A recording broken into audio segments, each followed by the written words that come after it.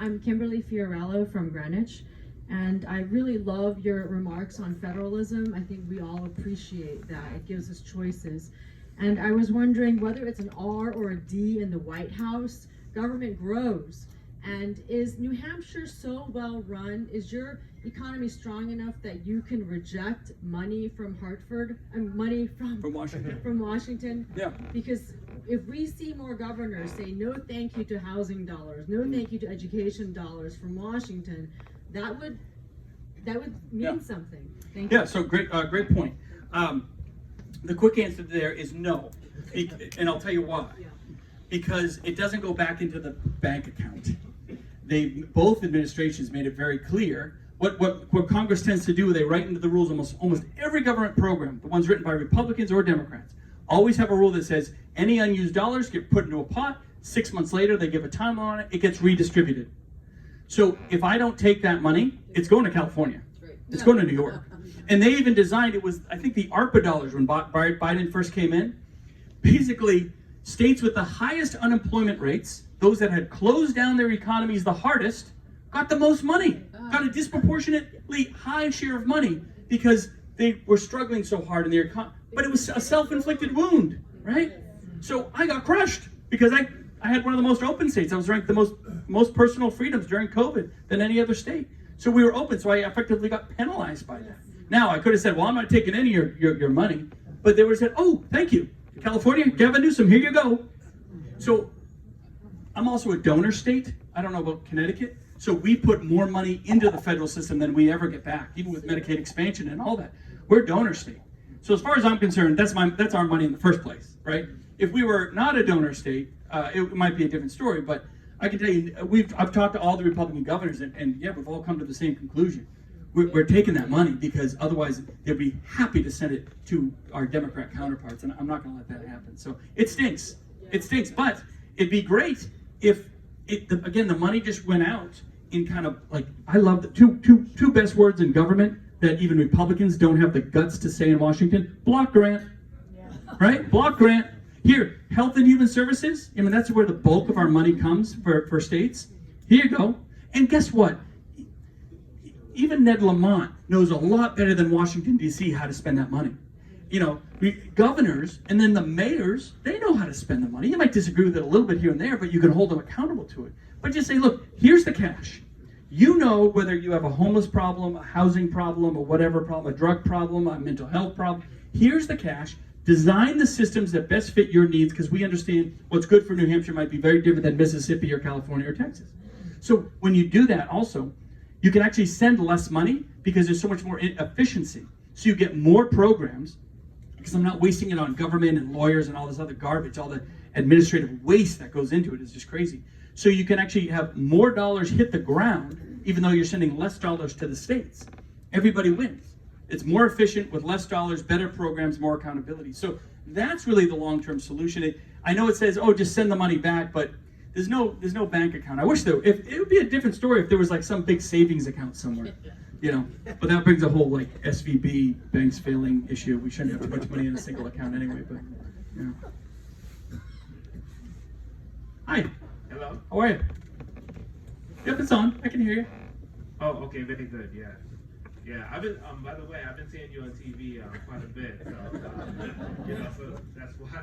What do you think? Is this what you expected right here? Somewhat. Maybe.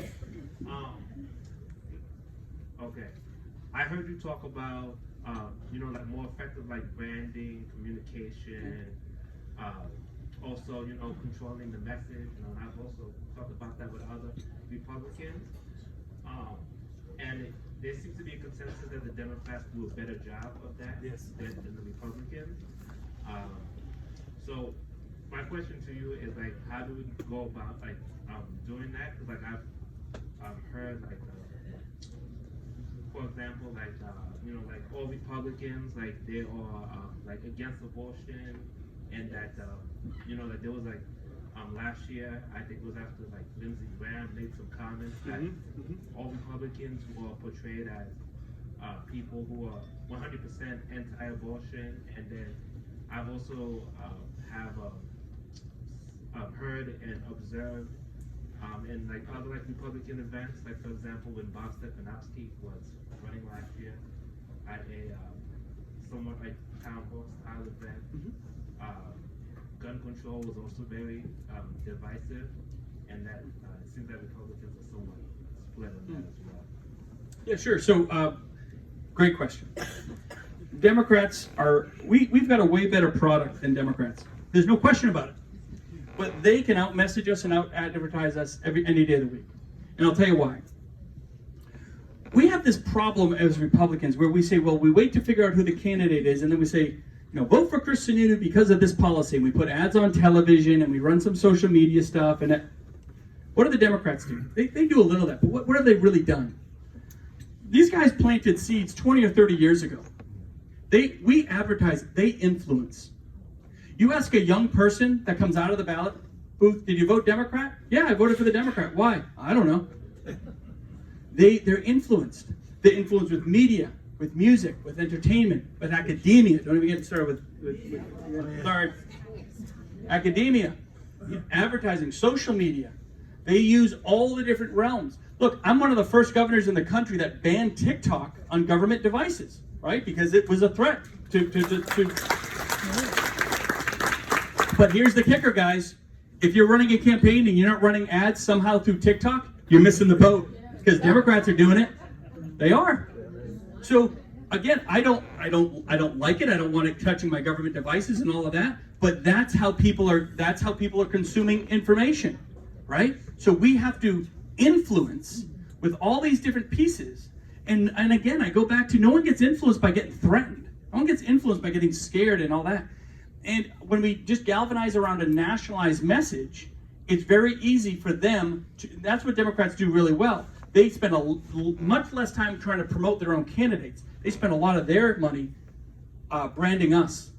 I mean, J.B. Pritzker, Governor Pritzker in Illinois, spent tens of millions of his own money, it's understood, to promote a certain Republican extreme candidate he wanted to run against. And that guy won. So what he's effectively doing is investing in defining the candidates and the brand for us because we're not good at it ourselves. So what happens? We get through our primaries, and if you have new, young, exciting Republican candidates, they're trying to correct the record before they even have a chance to introduce themselves. You got to play the same game, guys.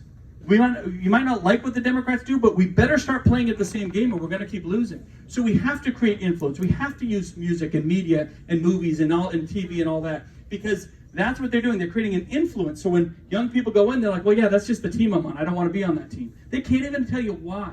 So there's a lot of ways to do that. And the last thing I'll do is, I don't care where you are on the pro-life, pro-choice. I don't care. But we should be talking about that at a national level. Because again, it defines all 50 states now. It defines Republicans in all 50 states.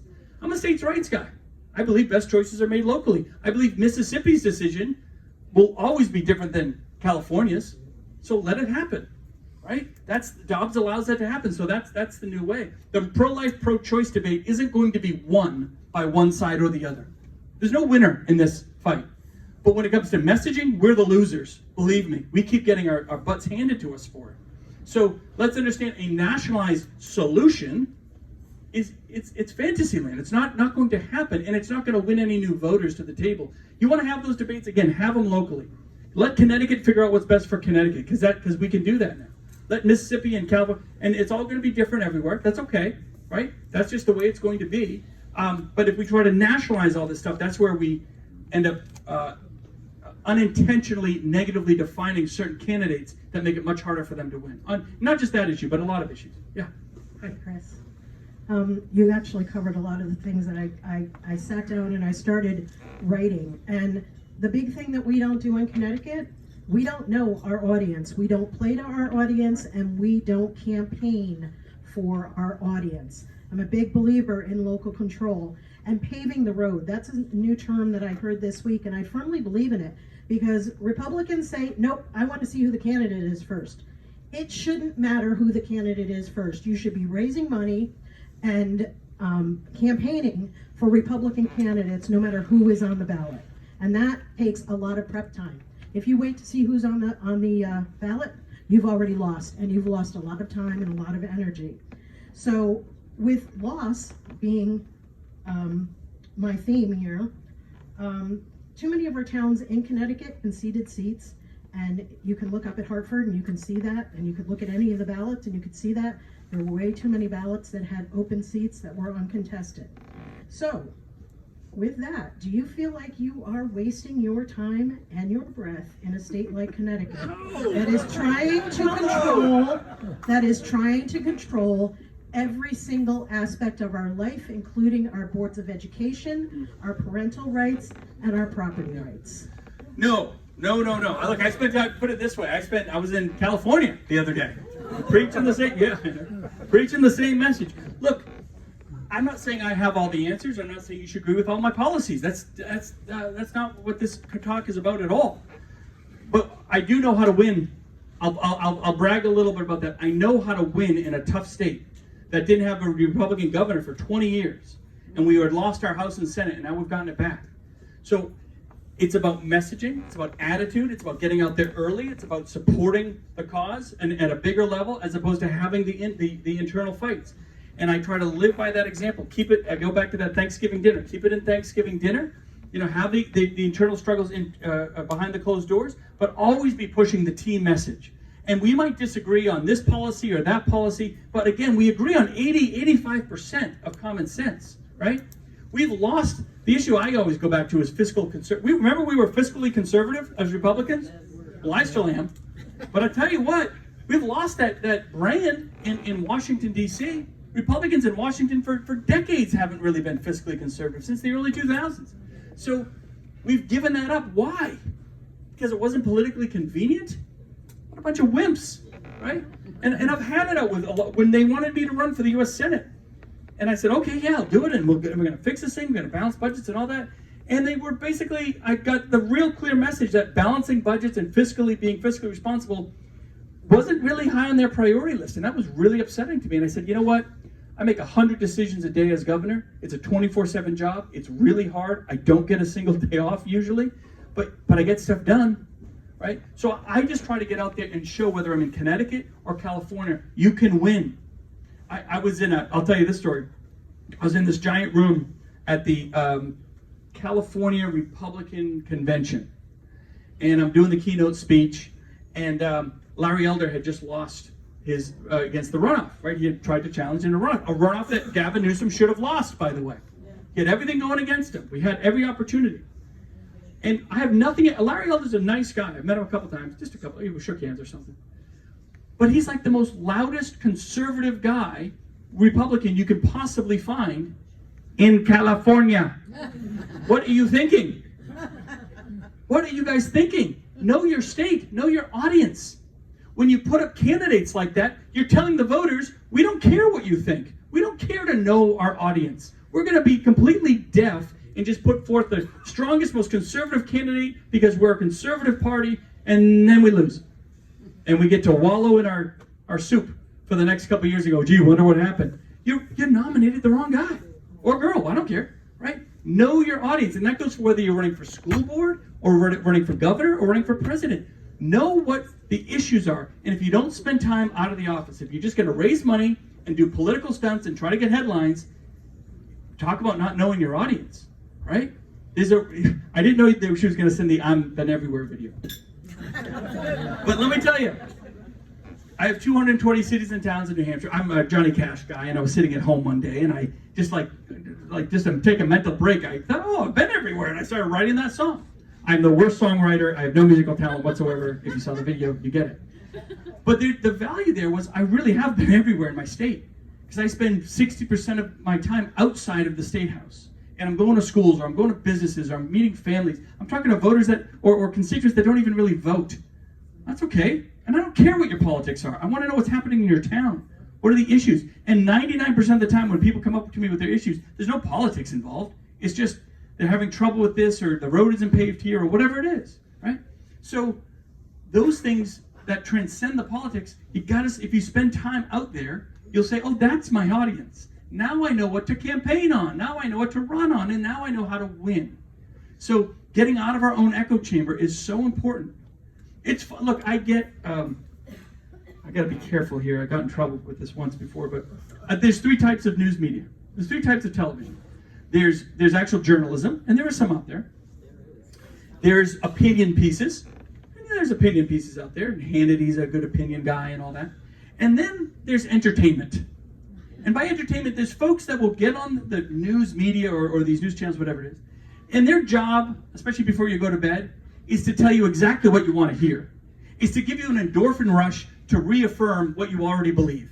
There's really no new news there, maybe some new facts on a new issue, but what they're doing is reaffirming, right? Making you feel good about your own stuff, which is fine. But understand, that's not getting a new voter anywhere. That's not giving us any new information per se.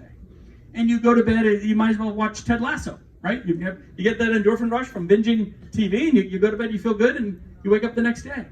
So let's just understand those three different types. When we're trying to go after a new audience or a broader audience, we don't need to be regurgitating the entertainment stuff of what we already believe. The best thing we can do as candidates or advocates, you guys are doing door to door, knock on the door, talk about your candidate, but then listen. What are the issues that are driving you? And then find what connects with that person.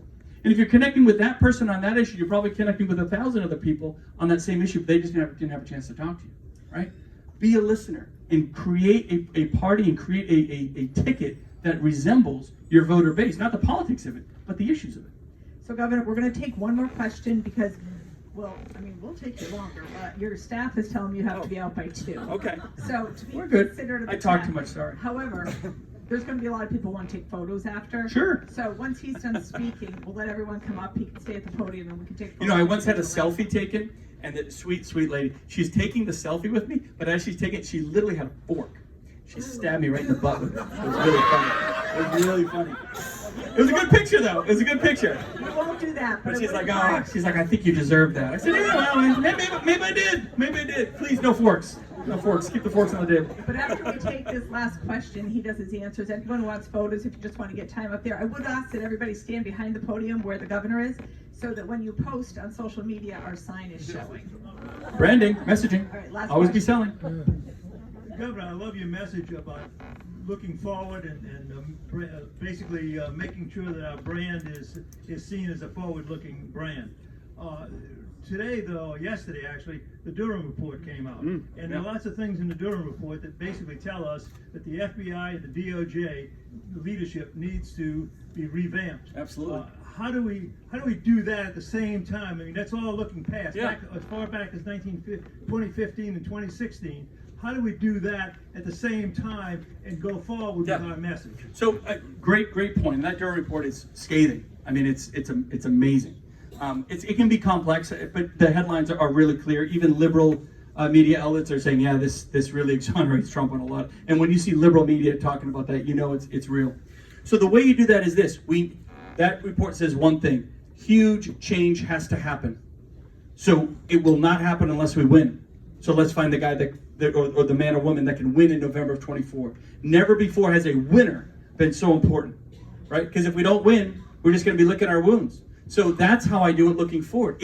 Change has to happen. The drain, and I'll be a little rough on the former president now. The draining of the swamp didn't happen. It's one of the issues I always took the most exception with him on, because I said, you can do this. But he didn't understand balancing budgets, and it's actually through a budget process that you can redesign and restructure, create a new system that sends money out, that basically makes all these bureaucrats useless in Washington. He never really understood that and never had the will to do it. He didn't care about borrowing money. He borrowed $8 trillion more than we needed. I mean, we added to the deficit. So my issue there is the swamp can be drained, but it can only be drained if we win. So find your candidate that can guarantee a win in November of 24. So that's it. That's how I look forward. The change has to happen, but it doesn't happen unless you have the right individual that can close the deal in November. And I think we've got a lot of good options in terms of candidates. Now, where we are going politically, people say, oh, well, what's going to happen? Trump's up in the poll. Guys, we haven't even had a debate yet. In fact, we're months away from the first debate. The roller coaster of politics will do this. In 2016, if you go back and look, like Real Clear Politics does this a few places, you can see, I think in 2016, between June and February of June of 2015 to January and February of 2016, there were like 6 different leaders in the race there. They came up and went down. They came up and went down. Right? Newt Gingrich was going to win, and then 999, was he 2012? Who was, what's his, I love that guy. Herman Cain, loved Herman Cain. You know, he was winning at one point. So there's so many more, there's so much politics to play out. We haven't really heard from a lot of the candidates yet. We haven't seen who can take a punch, who can give a punch on that stage. It'll be interesting to see if the former president gets on the stage. The guy's leading in the polls. He's not going to get on the debate stage. I don't know. That's not a fighter to me, right? And so he's going to politically strategize whether he even has to engage with everybody else. But I think that's a huge mistake on his part. So my point is a lot of politics to play out. The only way we change and correct to make sure that Durham report never has to happen again is with a winner. Find a winner in your town, find a winner in your state, find a winner nationally, whatever it is, but always focus on the winner, because they're going to get 80, even if you disagree with a few political points here and there, they're going to get 80% of what you need done. And they're looking forward. If as a party we're sitting here worried about the past and trying to relitigate the past and January 6th and voter denial and voter fraud and all that stuff, guys, the independents and the young voters do not care about any of that. None of it. It doesn't connect with any of them on any of it. We care about it. I get it. But the new voters we need to win don't care about it. So focus on what they care about, not just what we care about. And that's how you win long term. And that's how you make sure you're forward looking and we deliver big wins. This was a lot of fun. I appreciate it. Thank you guys very much.